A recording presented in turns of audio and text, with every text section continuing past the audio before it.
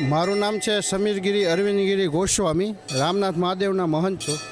શ્રાવણ માસનો આ પહેલો સોમવાર અને દાદાના દર્શન કરવા માટે હજારોની સંખ્યામાં અત્યારે તમે જોઈ શકો છો ભક્તજનો આવે છે અને તેમની શ્રદ્ધા અને વિશ્વાસ દાદા એને આશીર્વાદ રૂપે બધું મનોકામના પણ પૂર્ણ કરે છે. શ્રાવણ માસનું મહત્ત્વ કે એમ કહેવાય છે પુરાણોમાં કે દાદા શિવ પોતે ભગવાન રામનાથ દાદા બધાને દર્શન દેવા માટે શ્રાવણ માસમાં હોય છે ધરતી લોકમાં.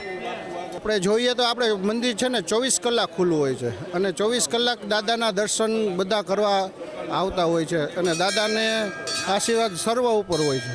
લોકોમાં શ્રદ્ધા એક કોઈ પણ એમ કે ભાઈ હું એક દીવો કરીશ કે એક ધજા પણ ચડાવું કે એક દીવો કરું કે નાળિયેર માનું તો પણ દાદા એનું કામ એમ પૂરું કરી દે છે. દાદાના આશીર્વાદ જ એટલા છે આપણા દાદાના સ્વયંભૂ દાદાના.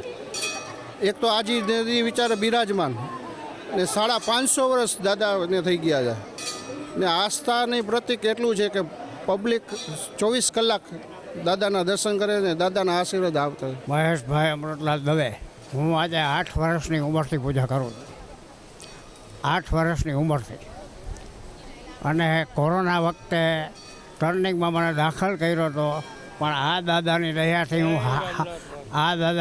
હું હાજો થઈ ગયો. મને તો ફૂલ આની દયા છે ખૂબ. રામનાથપરામાં રહેતો અને આ ગરુડવાળી ગરબી મેં 28 વર્ષ હલાવી. પહેલો સોમવાર છે, આજે ટ્રાફિક ફૂલ હોય, સમજી લીધો.